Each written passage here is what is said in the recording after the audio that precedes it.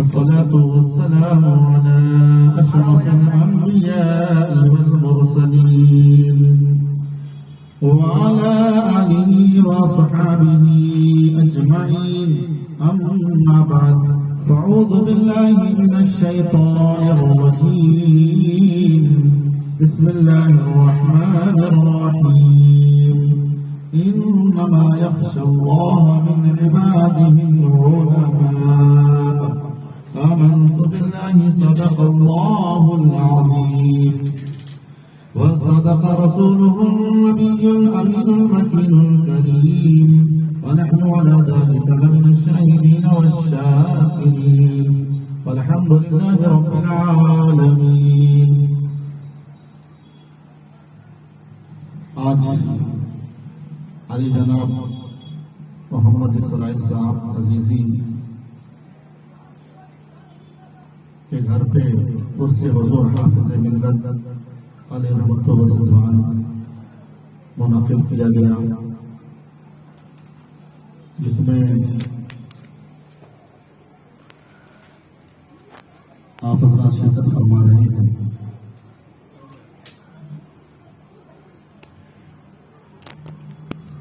یہ محفل ایسی ہے جس میں اللہ کے نیک بندوں کا ذکر کیا جاتا ہے، ان کا تذکرہ کیا جاتا ہے، اور جن لوگوں کو اللہ والوں سے محبت ہوتی ہے وہ اللہ والوں کا عرس مناتے ہیں۔ ہم اور آپ بہت ہی خوش قسمت ہیں کہ سرکار حافظ ملت علیہ رحمۃ و رضوان کی بارگاہ میں خراج تحسین پیش کرنے کے لیے حاضر ہوئے ہیں۔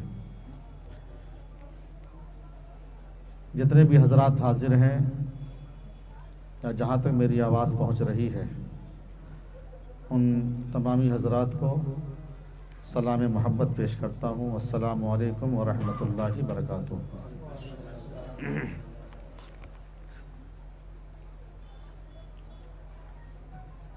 کسی شاعر نے بڑے اچھے انداز میں کہا، چونکہ ہمارے مرکزی ادارہ سنی دارالعلوم محمدیہ مینارہ مسجد کے طلباء موجود ہیں اور حضور حافظ ملت کی محفل میں موجود ہیں، حضور حافظ ملت کی شان کو بڑے اچھے انداز میں یوں پیش کیا کہ حصول علم کا تشنا جو آیا جانب بلفیض، یہ حضور حافظ ملت کی کنیت ہے بلفیض۔ حصول علم کا تشنا جو آیا جانب بلفیض، کیا سیراب اس کو اور پلایا جام مصباحی، کیا سیراب اس کو اور پلایا جام مصباحی۔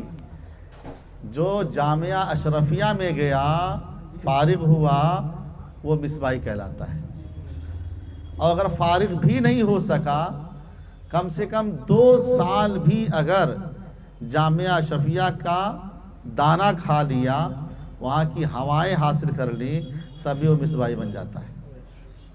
اور اتنا بڑا فیض ہے سرکار حافظ ملت کا کہ وہ فارغ ہو چاہے نہ ہو، جو ان کے ادارے میں داخل ہو گیا ایسا فیض اس نے پایا کہ جہاں وہ جاتا ہے اس کا روب، اس کا دبدبا سب پہ طاری ہو جاتا ہے۔ میں مثال دے کے سمجھا سکتا ہوں۔ غازی ملت جو حضور حافظ ملت کے شاگردوں میں سے ہیں، ان کی دستار کہاں ہوئی تھی، لیکن آج غازی ملت کے نام سے اتنے مشہور ہیں کہ جہاں چلے جاتے ہیں مجمع امڑ کے چلا آتا ہے، اور ایک مرتبہ اسے ہاتھ اٹھا دیتے ہیں تو جلسہ کرانے والے کہتے ہیں کہ ہمارا جلسہ کرانا وصول ہو گیا۔ یہ ہے کیا؟ یہ سرکار حافظ ملت کا فیض ہے۔ اور عزیزی لوگ بھی سن لیں کہ عزیزی فیضان کس طریقے سے عام ہوا۔ شاعر نے کہا عزیزی فیض کی ایسی چمک، عزیزی فیض کی ایسی چمک ہے اشرفیہ میں، عزیزی فیض کی ایسی چمک ہے اشرفیہ میں، یہاں سے دھول بھی اڑتی ہے علمی پیرہن لے کر، یہاں سے دھول بھی اڑتی ہے علمی پیرہن لے کر، جو ہوائیں جو دھول اڑتی ہے وہاں پہ اس میں بھی علم موجود رہتا ہے۔ اور کیسے کیسے لوگ نکلے، کوئی اپنے علاقے کا پردھان بن گیا، کوئی ایم ایل اے بن گیا، کوئی کچھ بن گیا، کوئی کچھ بن گیا، جو صرف وہاں کی خاک چھانا ہے، وہاں کی اڑتی ہوئی دھول میں اگر دھول حاصل کر لیا ہے تو وہ بھی کسی سے کم نہیں۔ یہ سرکار حافظ ملت کا فیض ہے۔ اور یہ شعر بڑا مشہور ہے سرکار حافظ ملت کے نام سے کہ زمانہ آج بھی اور کل بھی ان سے فیض پائے گا، زمانہ آج بھی اور کل بھی ان سے فیض پائے گا، مثال چشمہ آب رواں ہے حافظ ملت، مثال چشمہ آب رواں ہے حافظ ملت، علم کا دریا پیار کا ساگر ناز کرے جس پر اخلاق، علم کا دریا پیار کا ساگر ناز کرے جس پر اخلاق، پے کرے شفقت فیض مجسم حافظ ملت زندہ باد، پے کرے شفقت فیض مجسم حافظ ملت زندہ باد۔ اور جس نے پیدا کیے کتنے لال و گوہر، جس نے پیدا کیے کتنے لال و گوہر، لال و گوہر سے مراد جانتے ہیں حضور اشرف العلماء ہے، مدنی میاں ہے، محدث کبیر ہیں، سید کمیل اشرف، یہ وہ لوگ ہیں، علامہ قمر الزمان اعظمی، علامہ ارشد القادری، شارح بخاری مفتی شریف الحق، بحر العلوم مفتی عبد المنان، یہ سب لال و گوہر ہیں۔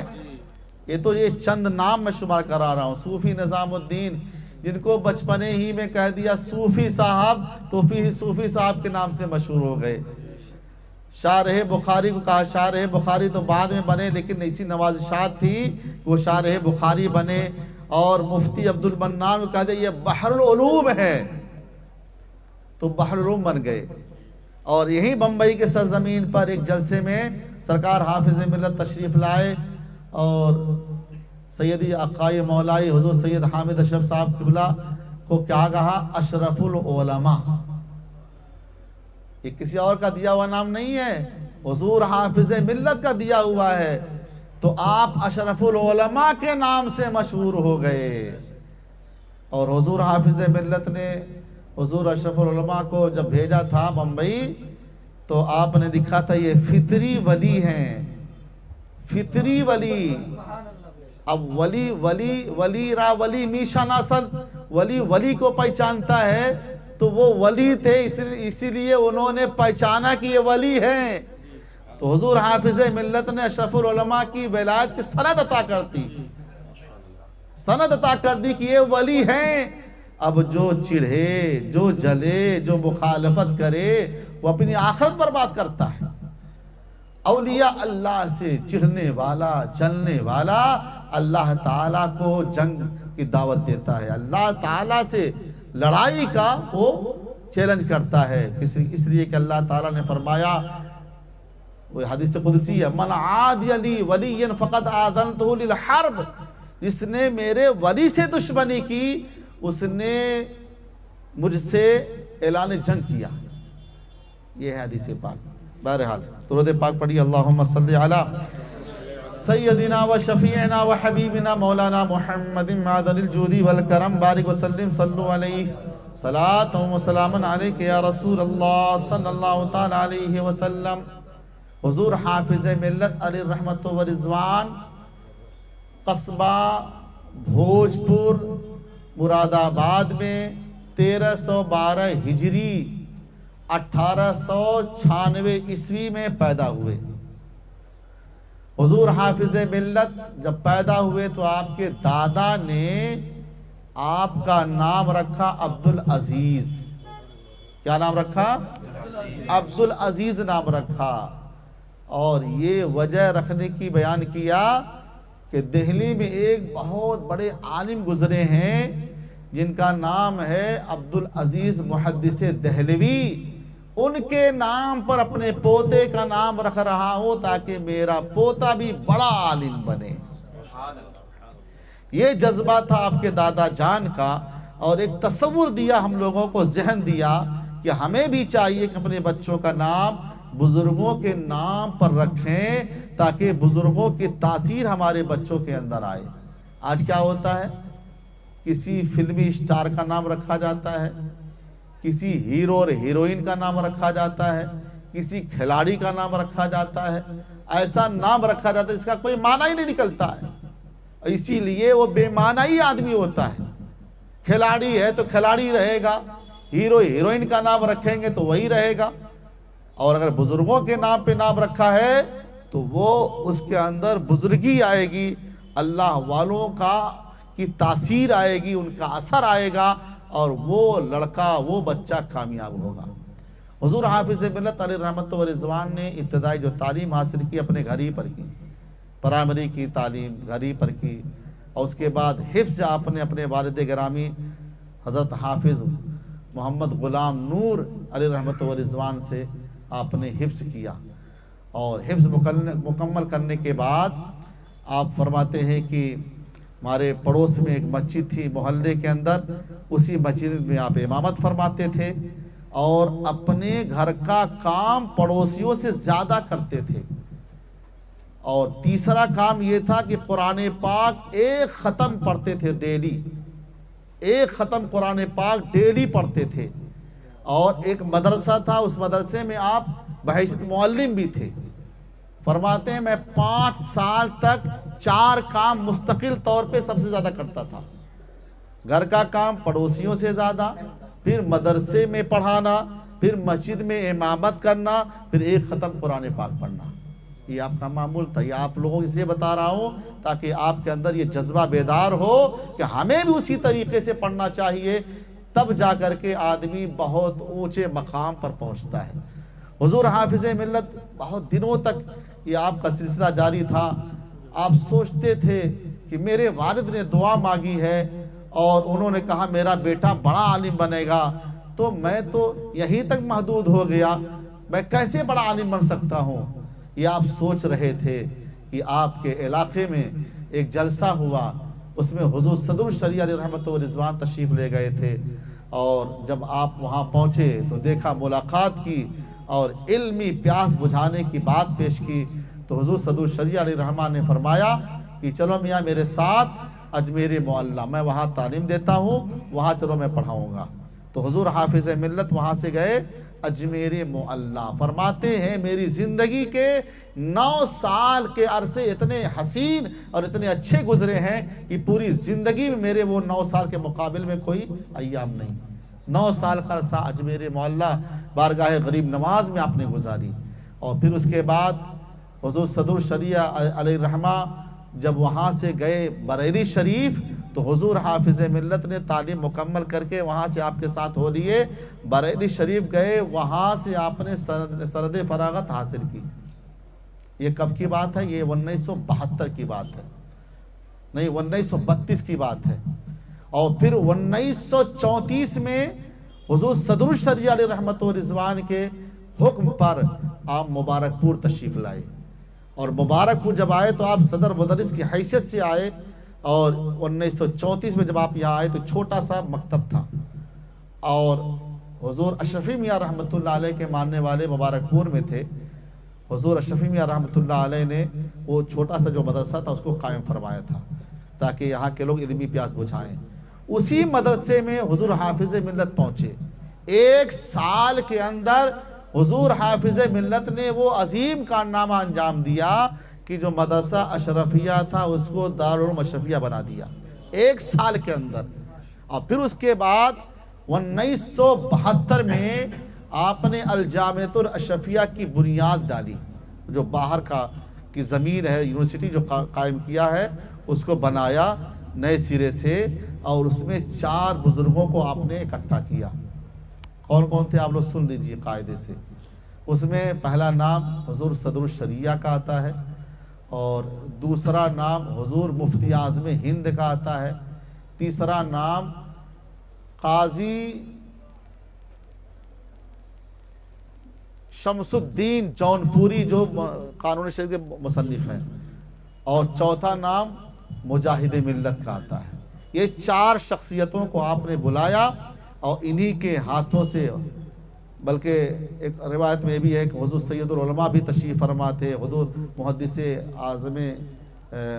اعظم ہند کے چوچھوی تھے، ان کے ہاتھوں سے جو ہے اشرفیہ کی بنیاد رکھوائی۔ یہ جو آپ نے کام کیا نا، اس لیے کیا تاکہ بزرگوں کی دعائیں ہمارے اس ادارے کو ملیں۔ اب آپ دعائیں سن لیجئے۔ حضور اشرفی میاں رحمۃ اللہ علیہ نے جب بنیاد رکھی تو فرمایا میاں اشرفی نے تو اپنا کام کر دیا، اس کی ایک اینٹ جو کھسکائے گا اس کی 2 اینٹ کھسک جائے گی۔ کیا فرمایا؟ جس نے اس کی ایک اینٹ کھسکانے کی کوشش کی یا کھسکائے گا اس کی 2 اینٹ کھسک جائے گی۔ یہ حضور اشرفی میاں رحمۃ اللہ علیہ کی دعا۔ اور حضور صدر الشریعہ علیہ رحمہ نے فرمایا یہ ادارہ آگے بڑھے گا، ترقی کرے گا، جو اس کی مخالفت کرے گا ذلیل و خوار ہوگا، جو اس کی مخالفت کرے گا ذلیل و خوار ہوگا۔ اور حضور مفتی اعظم ہند کا عالم یہ تھا کہ آپ کے یہاں سے جو اشتہار نکلتا تھا، پوسٹر، اس پوسٹر کے اندر جہاں آپ کا نام ہوتا تھا وہیں پہ آپ جامعہ اشرفیہ کے تعاون کا اعلان لکھتے تھے۔ حضور مفتی اعظم ہند علیہ رحمۃ و رضوان۔ اور بہت سارے ادارے چلتے ہیں، آپ کے بھی ادارے تھے، لیکن آپ نے کبھی اپنے ادارے کے لیے تعاون کا اعلان نہ لکھا نہ کہا۔ اگر اعلان کیا تو کس کا نام لیا؟ جامعہ اشرفیہ کا۔ آپ یوں سمجھ جائیں کہ یہ جامعہ اشرفیہ جو پھول پھل رہا ہے یہ بزرگوں کی دعاؤں کی وجہ سے آگے بڑھ رہا ہے۔ حضور حافظ ملت علیہ رحمۃ و رضوان نے اتنا عظیم کارنامہ انجام دیا، اتنا عظیم کہ فتاوی رضویہ جو ایک عظیم شاہکار ہے، خزانہ ہے، علمی خزانہ ہے سرکار اعلیٰ حضرت فاضل بریلوی کا، یہ کتاب آپ نے لکھی، تیار کی، لیکن چھپ نہ سکی۔ 29 سال تک یہ کتاب ایسے بوسیدہ پڑی رہی، 29 سال تک۔ اور بعض اوراق دیمک نے چاٹ دیے تھے، کئی اوراق غائب ہو گئے تھے، کئی آدھا اوراق پھٹا ہوا تھا، دیمک نے چاٹ لیا تھا۔ ایک مرتبہ حضور مفتی اعظم ہند تشریف لائے جامعہ اشرفیہ میں، اس وقت حافظ علامہ عبدالرؤف صاحب قبلہ علیہ رحمۃ و رضوان بہت بڑے عالم تھے، آپ لوگ بھی سنتے ہوں گے، مولانا توکل صاحب کے زبانی اور مولانا ظہیر صاحب وغیرہ یہ سب تذکرہ کرتے تھے اور کرتے بھی رہتے ہیں۔ علامہ حافظ عبدالرؤف صاحب بہت بڑے عالم تھے، علم کے پہاڑ کہلاتے تھے۔ اور مفتی عبد المنان بحر العلوم، مفتی عبد المنان صاحب، آپ لوگ پہنچے، ملاقات کی اور عرض کیا حضور ہم یہ چاہتے ہیں کہ وہ جو علمی خزانہ ہے فتاوی رضویہ وہ چھپ جائے، کہاں تک اس کا کام ہوا؟ تو حضور مفتی اعظم ہند نے فرمایا کہ بہت سارے لوگ آئے، بہت ساری کتابیں لے گئے، کہا ہم چھاپ دیں گے، لیکن وہ دوبارہ کتاب واپس بھی نہیں ملی۔ چھاپنے کی بات تو بہت دور کی ہے، وہ کتاب واپس ہی نہیں ملی۔ تو آپ لوگوں نے کہا کہ ہم لوگ چاہتے ہیں کہ ہم یہ کام کریں، تو اس وقت کا جملہ آپ لوگ یاد کیجئے۔ حضور مفتی اعظم ہند نے فرمایا کہ مجھے آپ ہی پر بھروسہ ہے، اگر مجھے اعتماد کسی پر ہے تو وہ آپ ہی لوگوں پر ہے، یہ کام آپ ہی لوگ کر سکتے ہیں۔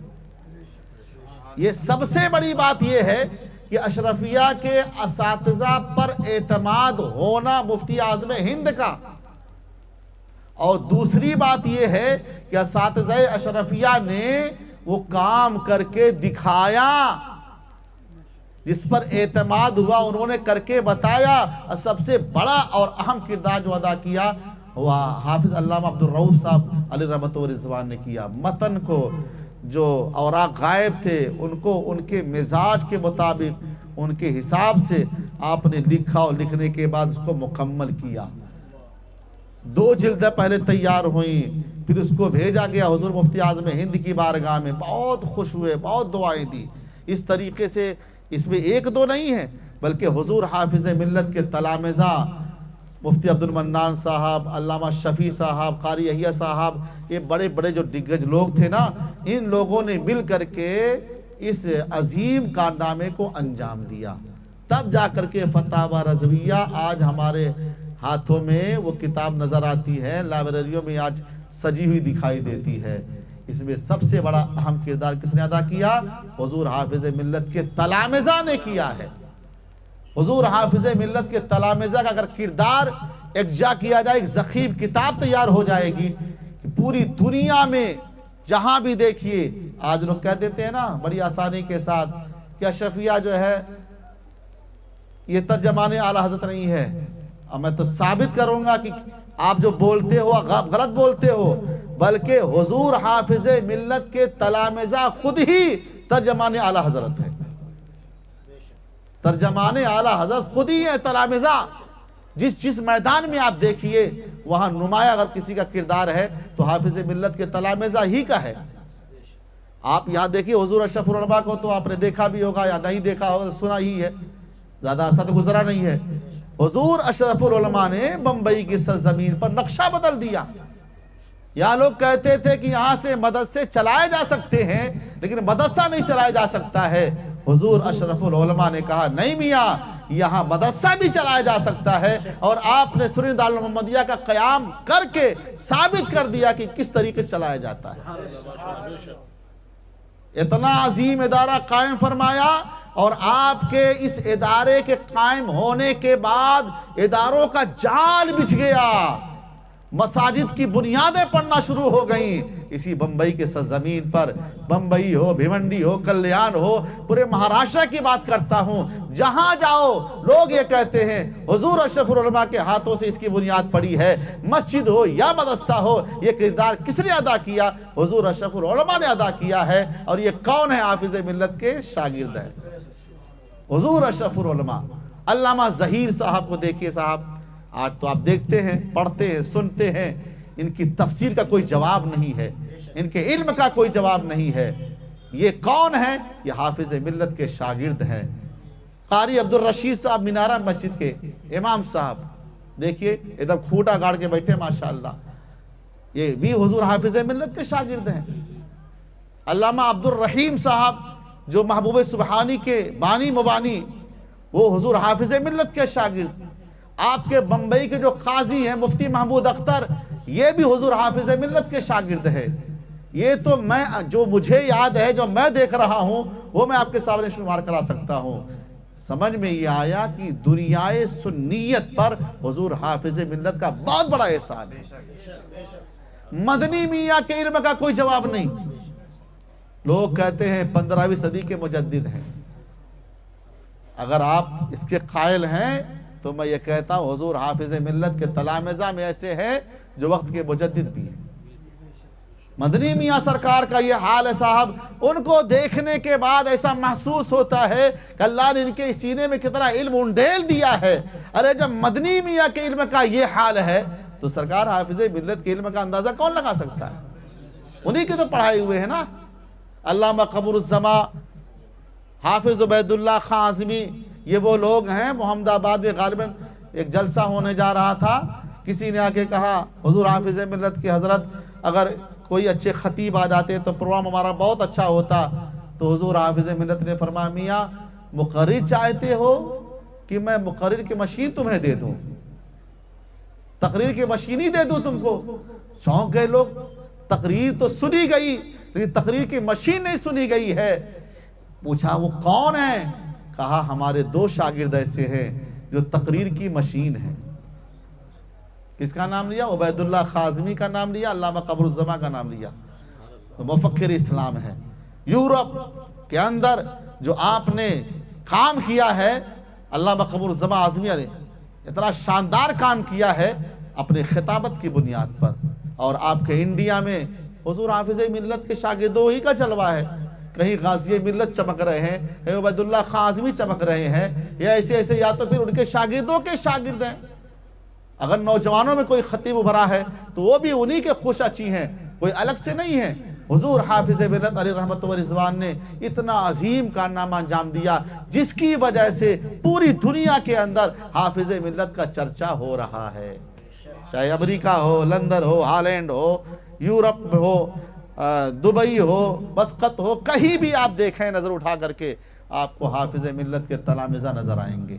یہ سرکار حافظ ملت کا بہت بڑا دینی علمی فیضان ہے، جس کی وجہ سے آج یہ اسلام کا علم، اسلام کا پرچم بلندیوں پر ہے اور بلند ہوتا رہے گا.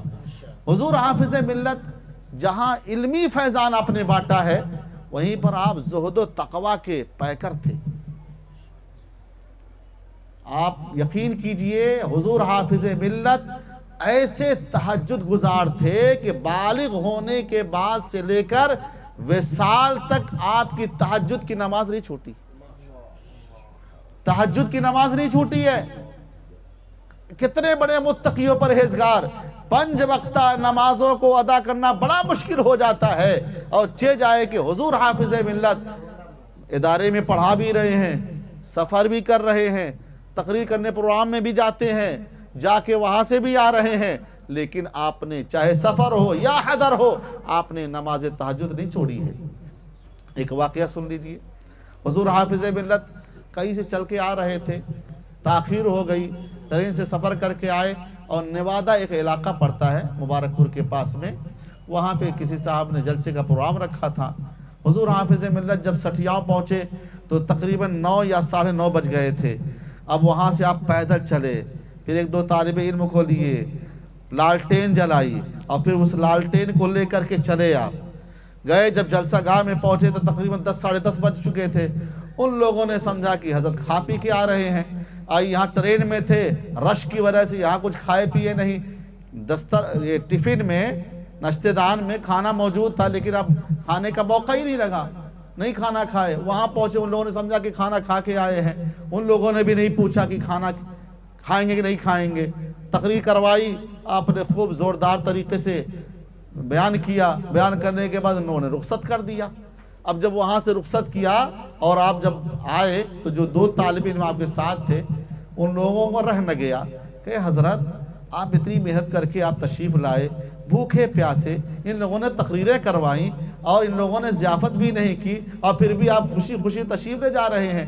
حضور حافظ ملت نے جواب دیا، میاں یہ کام ہمارا تھا، یہ جلسہ کرنا کرانا ہمارا کام ہے.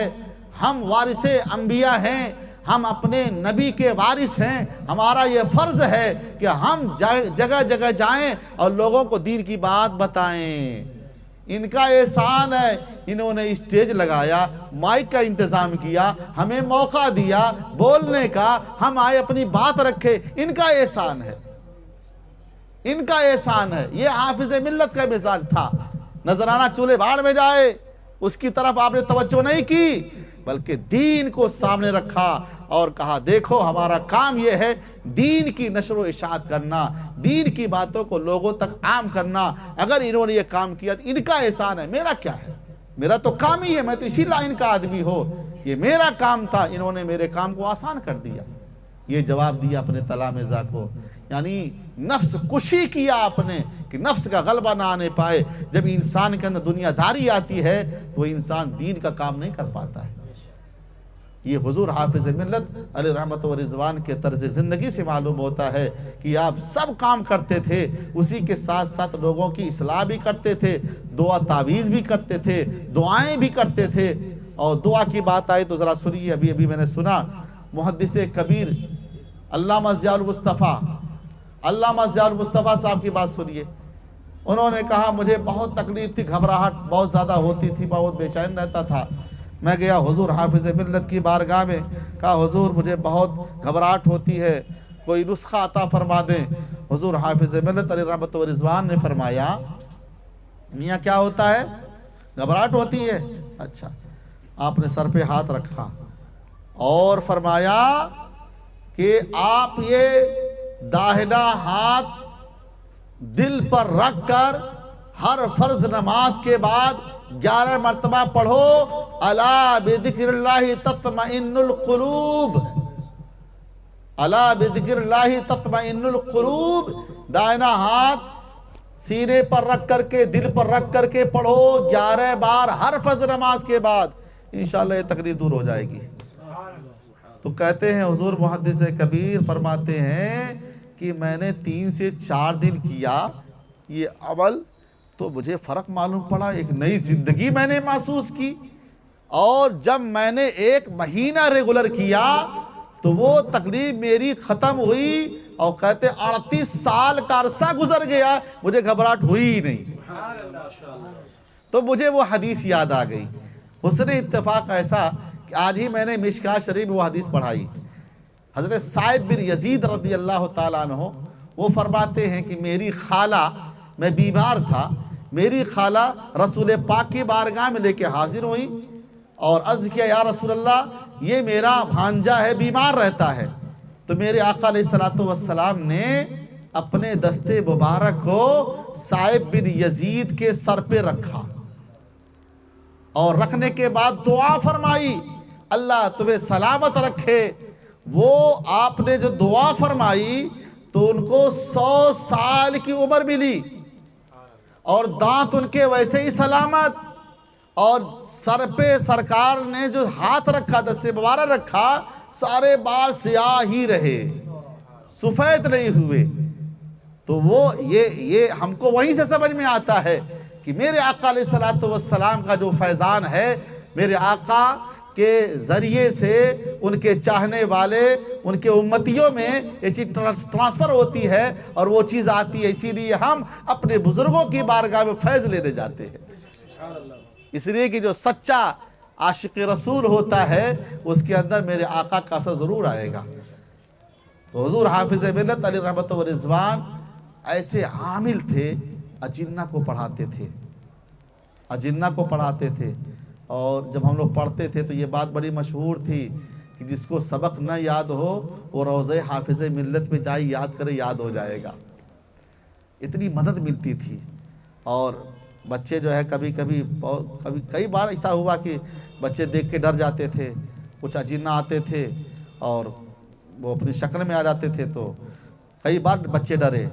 اس لیے 12 بجے کے بعد بچوں کو روکا جاتا تھا کہ تم لوگ مت جایا کرو. کبھی کبھی وہ سب آ کے بول بھی دیتے تم لوگ دن بھر پڑھتے ہو تو کیا ہم کو نہیں موقع دو گے. تو اجنہ حضور حافظ ملت کی بارگاہ میں جا کے پڑھا بھی کرتے تھے.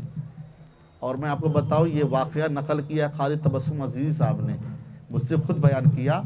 کہا کہ ایک وہاں وہ واچ مین تھا، تو واچ مین سو رہا تھا، اتفاق اس کی نیند کھلی، کچھ کان میں آواز آئی تو دیکھا کہ حضور حافظ ملت چھت پر کسی بچے کو ڈانٹ رہے ہیں. اور بھی رات کا وقت ہے، 1:30 یا 2 بج رہے تھے.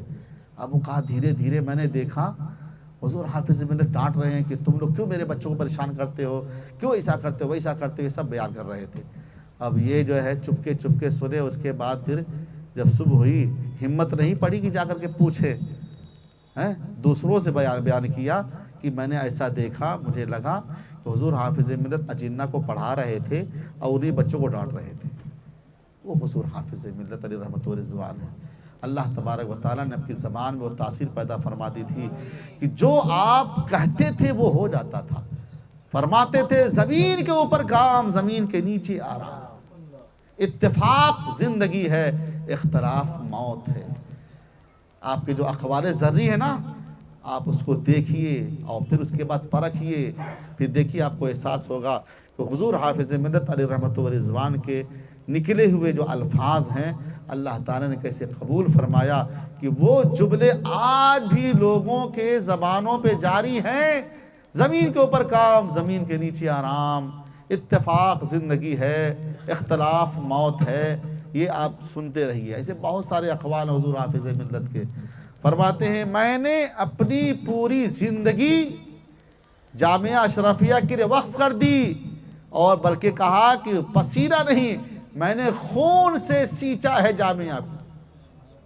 حضور حافظ ملت کو اتنی محبت تھی کہ آج بھی اس صحن کے اندر آپ کا روضہ موجود ہے، وہ اس بات کی گواہی دیتا ہے کہ حضور حافظ ملت نے دنیا میں بھی اور جانے کے بعد بھی اسی جامعہ کے صحن کے اندر آرام فرما ہیں، بتا رہے ہیں کہ ہم کو جامعہ سے کتنا لگاؤ ہے۔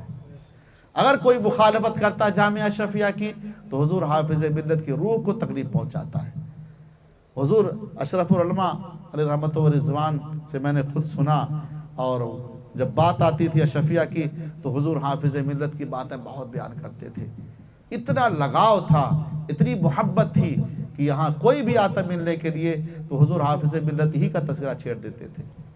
اور الحمدللہ دارالمحمدیہ وہ ایسا عظیم ادارہ ہے کہ بزرگوں کا ادارہ ہے، خانقاہی ادارہ ہے۔